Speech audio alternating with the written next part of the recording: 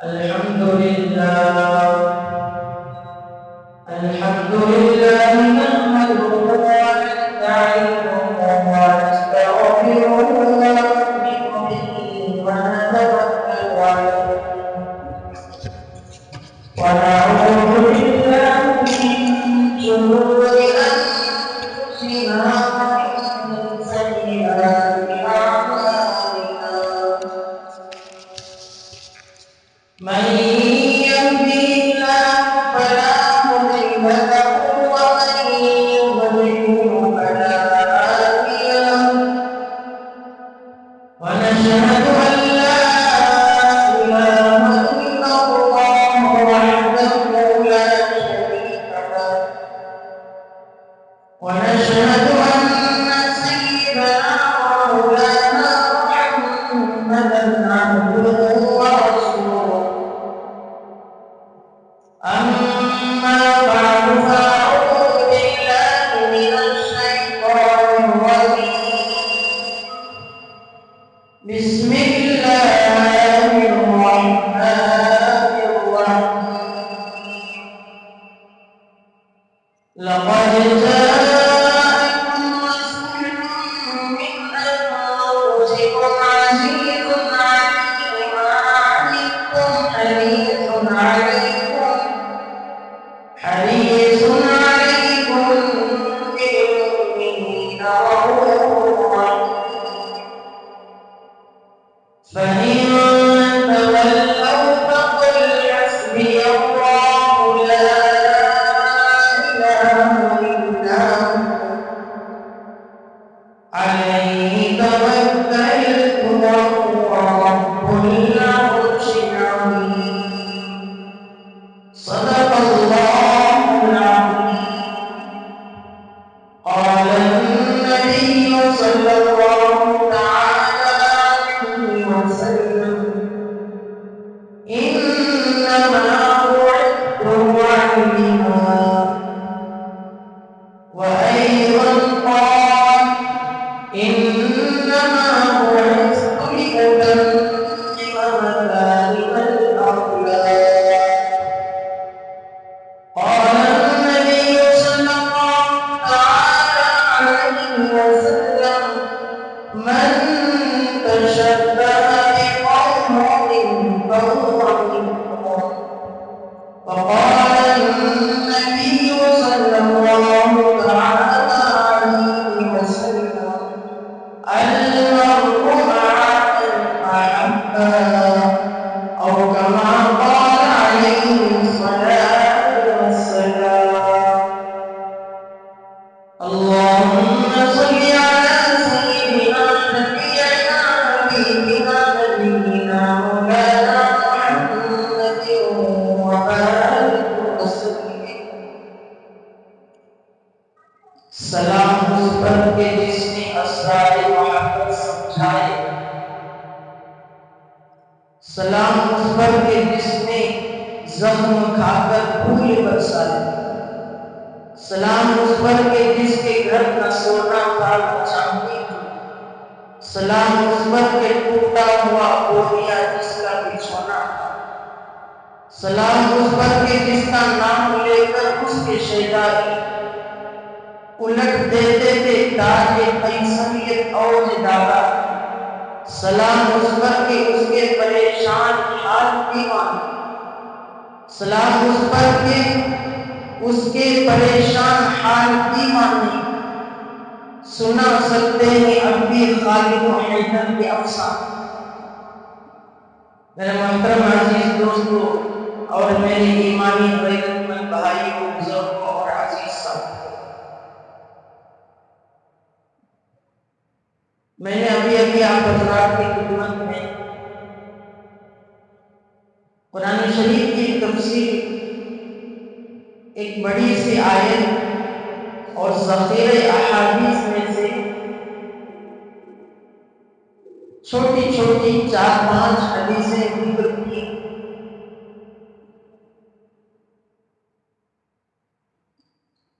کہ آپ علیہ السلام کی دنیا میں تشریف آوری سے پہلے دنیا کا اور اہل دنیا کا کیا حال ہے؟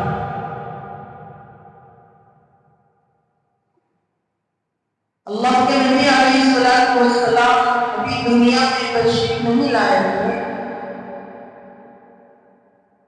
میرے دوستو، دنیا کی تاریخ اس وقت کے دنیا کے ماحول کا اگر مطالعہ کیا جائے تو کوئی بھی درد دل رکھنے والا آدمی، انسانیت کی محبت، انسانیت سے شوق اور شفقت سے پیش آنے والا آدمی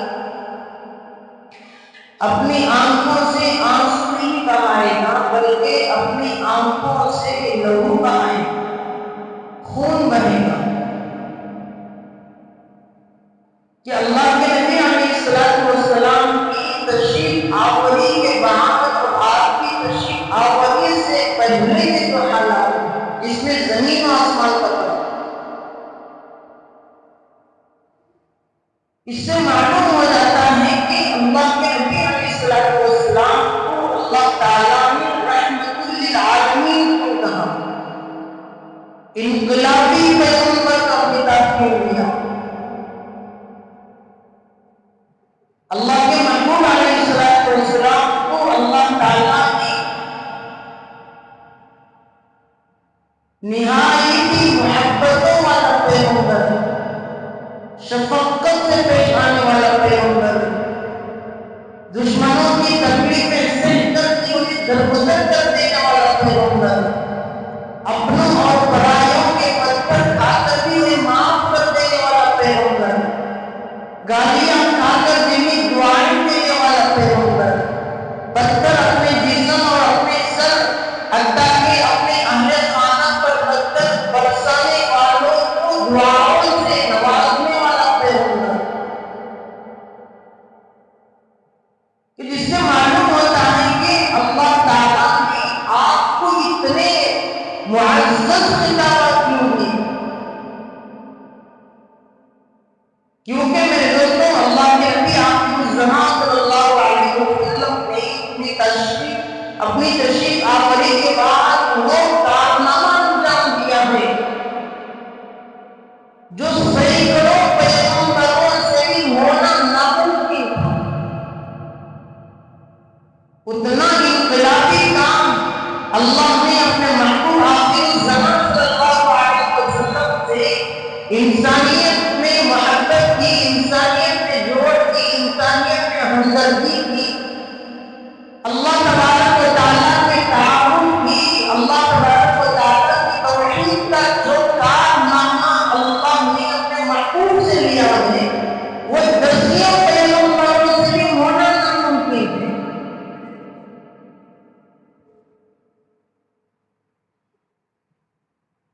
میرے دوستوں، ہم ذرا اگر آج مطالعہ کریں کہ اللہ کے نبی سے پہلے دنیا کے کیا حالات تھے، جس سے معلوم ہوتا ہے کہ ہاں یہ پیغمبر جو آیا ہے نبی آخر الزمان بن کر، یہ کوئی معمولی پیغمبر نہیں۔ میرے دوستوں، اس موقع پر آج کی جماعت میں اللہ کے نبی علیہ الصلوۃ والسلام کی تشریف آوری سے پہلے کے حالات پر اگر ہم کو جائے جا سکے، کیونکہ آئندہ آگے آنے والا جو مہینہ ہے ربیع الاول کا مہینہ، جس میں عموماً تمام کے تمام مسلمان زیادہ تر ان کے اندر یہ جذبہ، یہ مشغلہ ہوتا ہے کہ ہم اس مہینے میں زیادہ تر اللہ کے نبی علیہ الصلوۃ والسلام کی تعریفیں سنیں، آپ کے کارنامے سنیں،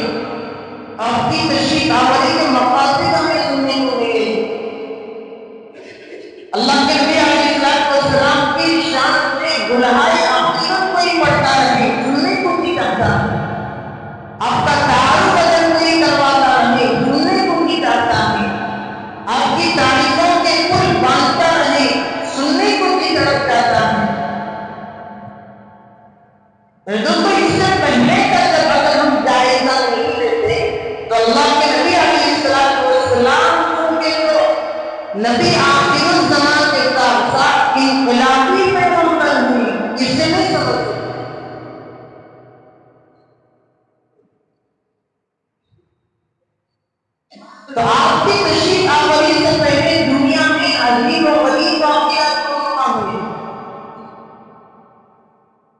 جس سے انسانی دل تڑپ جاتا ہے، ترس جاتا ہے، لرز جاتا ہے کہ کیا اس زمانے میں کیا انسان ہی بتا کرتے تھے دنیا میں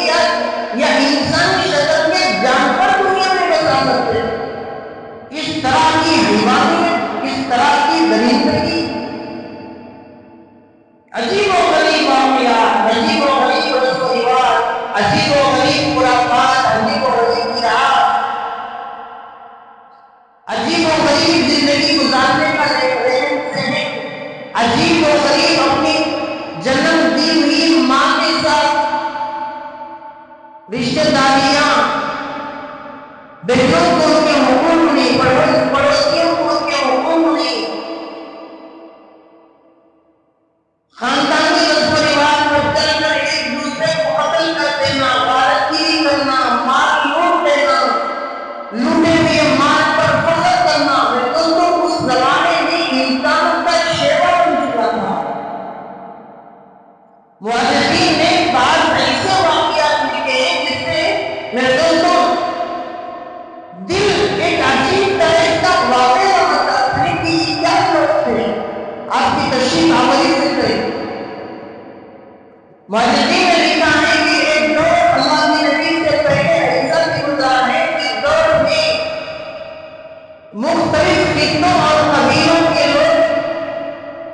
کوئی سردار کسی قبیلے خاندان کا بڑا آدمی آ کر کعبۃ اللہ کے دروازے اور چوکھٹ پر کھڑا ہو جاتا اور اعلان کرتا تھا کہ اے لوگوں سن لو، میں غلام کا بیٹا غلام ہوں، میرا باپ غلام وہی ہے جس نے 300-400 لڑکیوں کے ساتھ اس کی آوازہ تھا۔ اے مکہ اور مدینہ میں بسنے والے مختلف طریقے اور خاندانوں سے تعلق رکھنے والوں، میرا نام غلام ہے، میرا باپ وہی تھا جس نے کئی لڑکیوں کے ساتھ زنا کا کام کیا۔ کعبۃ اللہ کے دروازے اور چوکھٹ پر کھڑے ہو کر خاندان اور قبیلے کا سرپرست آدمی جس کے مزاج میں شرافت ہونا چاہیے تھا، جس کے مزاج میں اخلاق ہونا چاہیے تھا، جس کے مزاج میں ادب ہونا چاہیے تھا، جس کے مزاج کے اندر ہمدردی، محبت، ہمسائگی ہونا چاہیے تھا، ایسا سردار نبی آخر الزمان سے تشریف آوری سے پہلے کعبۃ اللہ کی چوکھٹ پر کھڑے ہو کر یہ کہتا ہے کہ میں غلام کا بیٹا غلام ہوں، میرا باپ وہی شخص ہے جس نے کئی لڑکیوں کے ساتھ زنا کا کام کیا، کئی کشتیاں لوٹی ہیں، کئی لوگوں کو مارا ہے، کئی جانوں کو بغیر عذر کسی خطا کے ان کے سروں کو قتل کیا ہے، میں وہی ہوں۔ اس طرح کا تعارف میرے دوستوں جزیرہ العرب میں بڑے اونچے خاندان قبیلے کے لوگ اپنا تعارف کیا کرتے تھے۔ بڑی عجیب و غریب قسم کی ذہانت اس زمانے کے لوگوں کے اندر۔ لکھا ہے کہ کسی کے کھیت میں ایک اونٹنی چلی گئی، جانور نے چلا گیا تھے، کھیت کے مالک نے اس اونٹنی کے ٹھو کاٹ دیے۔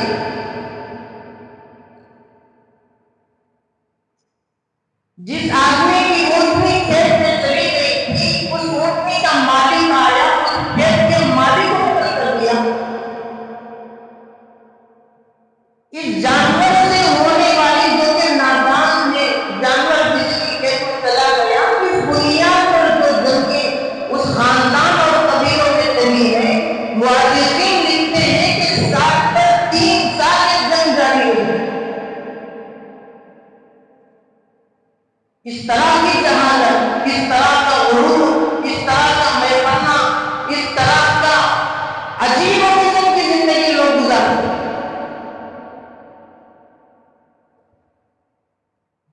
حضرت مفتی سعید احمد صاحب قادری قدس سرہ نے اپنی کتاب میں لکھا ہے،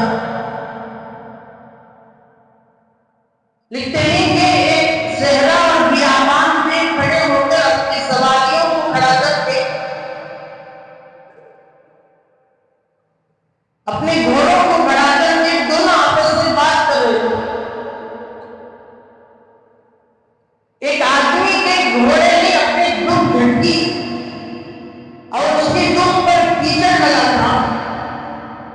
کیچڑ جا کر دوسرے سوار ہونے والے آدمی پر پڑا تو اس آدمی کو غصہ آیا کہ تیرے اونٹ نے اپنی دم ہلا کر میرے اوپر کیچڑ کو اچھالا ہے. غصہ آیا، اس نے جا کر اس گھوڑے کی دم کاٹ دی اور اس آدمی نے اس کو قتل کیا. حضرت لکھتے ہیں کہ 50 پر 3 سال کی جنگ جاری رہی کہ فلاں غلطی تم سے ہوئی. اس طرح کی جہالت.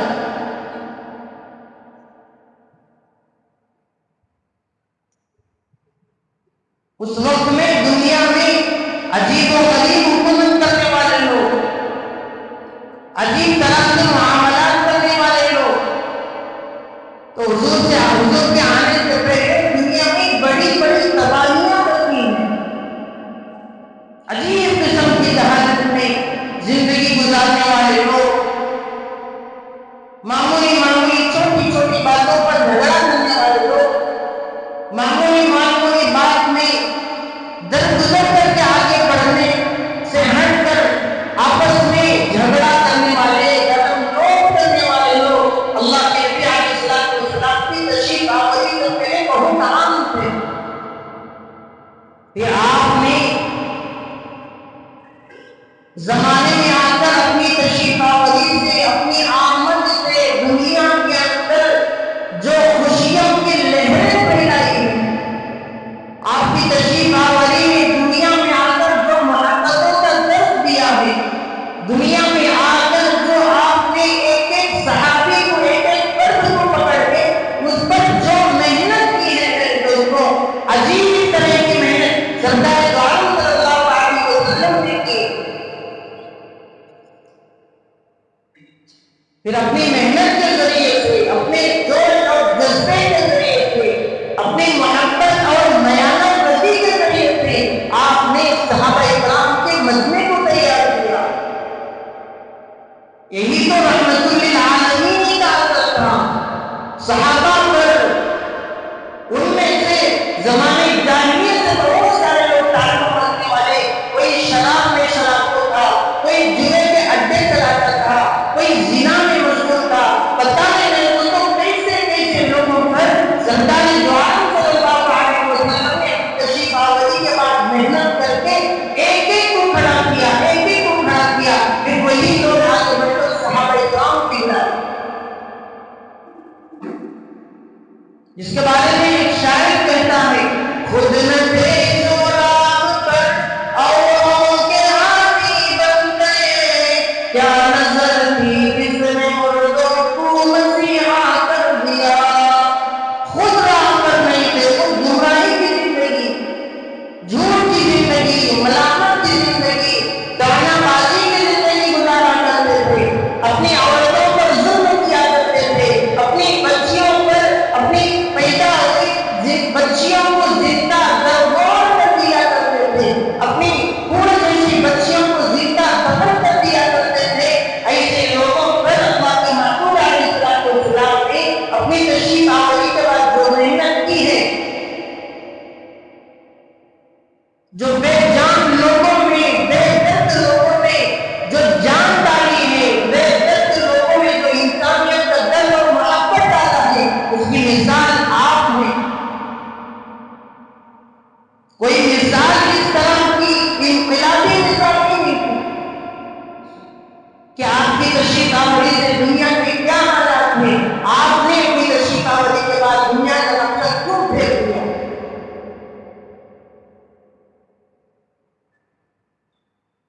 حضرت شیخ سعدی رحمۃ اللہ علیہ اپنی کتاب میں ایک شعر لکھی، عربی شعر،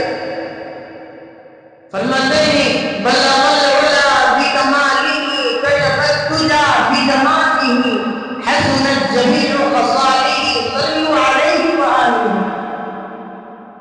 کیا مقام تھا اس پیغمبر کا، کیا حسن و جمال تھا، بولنے کا کیا بہترین انداز تھا، چلنے کا کیا بہترین طریقہ تھا، گفتگو کا کیا ہنر اللہ نے کو دیا تھا. نبی آخر الزمان صلی اللہ علیہ وسلم نے اپنے تشریف آوری کے بعد دنیا کے نقشے کو پھیر دیا. آپ نے ہی تو دنیا کو اندھیروں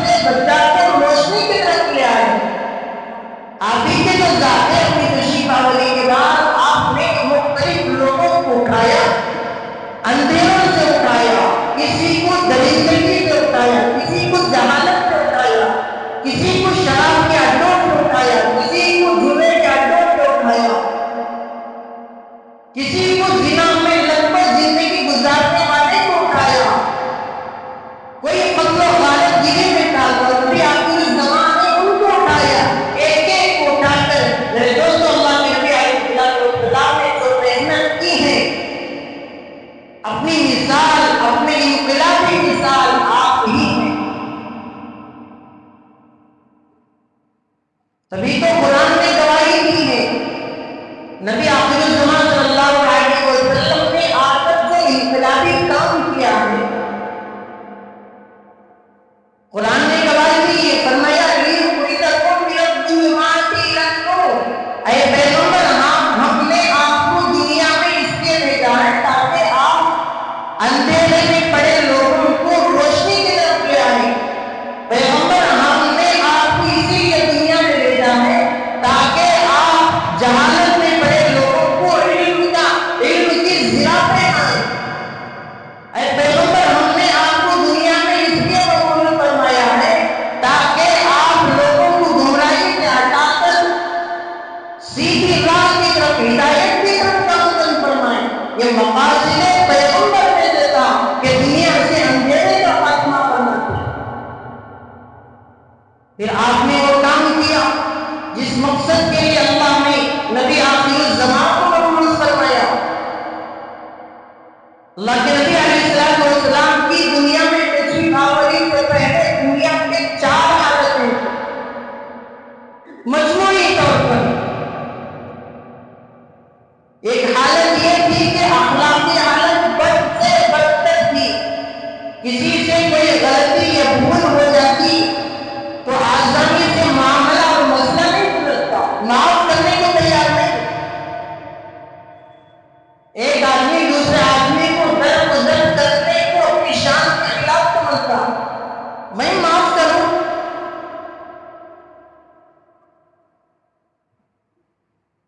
دوسری حالت یہ تھی کہ سیاسی حالت بد سے بدتر تھی، کسی بھی خطے کا بڑا حکمران پڑھا لکھا آدمی نہیں تھا، جاہل سے جاہل حکمران تھے، بد سے بدتر حکمران تھے، عجیب عجیب طرح کی ان کی حکومتیں چلتی تھی۔ چوتھی حالت آپ کی یہ تھی کہ معاشی حالت، دنیا میں زندگی گزارنے والوں کی بہت زیادہ بدتر، کوئی حلال کمائی کمانے والا نہیں ملتا، محنت مزدوری کر کے اپنے بچوں کا پیٹ پالنے والا، اپنی بیوی کی خدمت کرنے والا نہیں ملتا۔ چوتھی حالت آپ کی یہ تھی کہ معاشرہ، زمانے میں جو زندگی گزارتے تھے، معاشرہ بہت زیادہ بدتمیز تھا، بڑی تباہی کی طرف بڑی تیزی سے آگے بڑھنے والا معاشرہ تھا، اور معاشرے میں عام لوگوں کی کوئی جائز ذرائع آمدنی نہیں تھا۔ یہ 4 جہالتیں مجموعی طور پر ساری دنیا میں پائی جاتی تھی، جن کو دور کرنے کے لیے، انسانوں کے اخلاق کو سدھارنے کے لیے اللہ نے پیغمبر کو مبعوث فرمایا، سیاسی احوال کو درست کرنے کے لیے اللہ نے پیغمبر کو مبعوث فرمایا، معاشرے کے سدھار، سوسائٹی اور سماج کی اصلاح کے لیے اللہ نے پیغمبر آخر الزمان کو مبعوث فرمایا۔ یہ 4 مقاصد لے کر اللہ کے پیغمبر دنیا میں آئے۔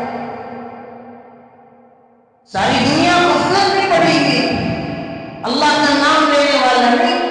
پیغمبر تو پہلے بھی آئے تھے، سینکڑوں پیغمبر آئے، لیکن ان پیغمبروں کے دنیا سے چلے جانے کے بعد سوائے اللہ یہ کہ اس وقت پیغمبر نے مخصوص طور پر جن پر محنت کی تھی، جنہوں نے پیغمبروں کی تشریف آوری کے مقصد کو سمجھا تھا، پیغمبر کے جیتے جی ان کی خدمت کی تھی، ان کا تعاون کیا تھا، علم کے کام میں، دعوت کے کام میں، اصلاح کے کام میں، تعارف اللہ میں، رسالت کے مقاصد میں جنہوں نے ساتھ دیا تھا پیغمبروں کا، وہ تو ایمان سے سلامت رہے، جب دنیا سے گئے تو ایمان سے گئے، ورنہ میں تو ایک عام مجمع جو پیغمبروں کا مذاق اڑایا کرتا تھا اور پیغمبروں کے خلاف شرارتیں جتا کرتے تھے، پیغمبروں کو مار دینے کی دھمکیاں دیا کرتے تھے، یہاں تک کہ کئی لوگوں نے پیغمبروں کو قتل تک کر دیا۔ ظاہر سی بات ہے جو قومیں پیغمبروں کے ساتھ یہ رویہ اپنا چکی ہو، اپنی جہالت کا یہ انجام اور یہ کارنامہ جی چکی ہو، ضرورت تھی کہ پیغمبر آپ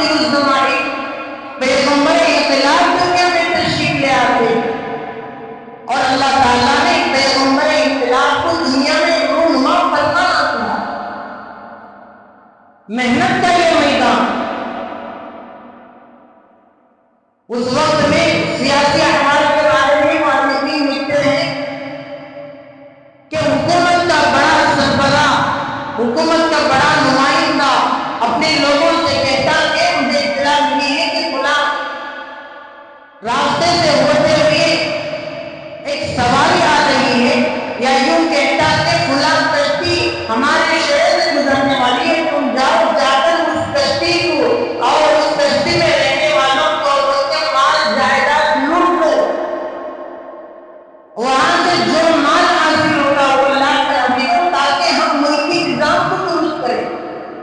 لوٹ مار ڈکیتی کے ذریعے سے ملک کا نظام درست کرنے کا اس زمانے میں عام رواج، اور قبضہ کیے ہوئے مال سے حکومت چلایا کرتے تھے، چوری کیے ہوئے مال سے حکومت چلایا کرتے تھے، لوٹے ہوئے مال سے حکومت کو مضبوط اور مستحکم کیا کرتے تھے. میرے دوستوں، اس زمانے اور اس دور کی جہالت یہ کہ تعلیم کا عام رواج نہ تھا،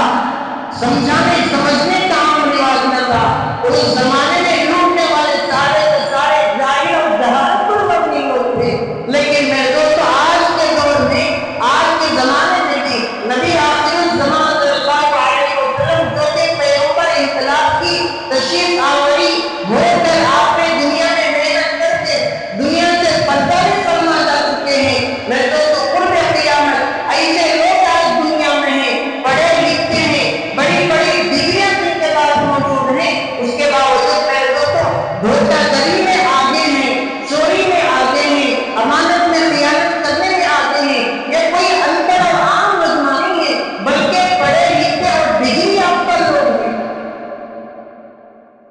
عام مجمع کو دیکھیں، رشوت لینے والا پڑھا لکھا آدمی ہے، غریب کو دھمکی دینے والا پڑھا لکھا آدمی ہے. حکومت اور آئین کے نام سے رعایا اور لوگوں پر ظلم کرنے والا پڑھا لکھا آدمی ہے.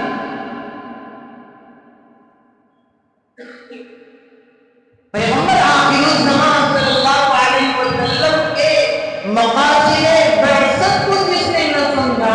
اب کی آپ کی تشریف آوری کے مقاصد جس کے سامنے نہ ہو، آپ کے سینے سے ٹوٹا ہوا اور ظاہر کیا ہوا علم جس کے سینے میں منتقل نہ ہوا ہو، اگرچہ کہ دنیاوی سینکڑوں ڈگریاں جن کے پاس ہوں، ہزاروں لاکھوں سرٹیفکیٹ جس کے پاس ہوں، ظاہری طور پر شرافت کا لباس جس کے پاس ہوں، میرے دوستوں نبی صلی اللہ علیہ وسلم کا علم آپ کی نورانی جس کے سینے میں منتقل نہ ہوئی ہو، میرے دوستوں نہ دنیاوی اعتبار سے وہ آج کی کامیاب ہو سکتا ہے، نہ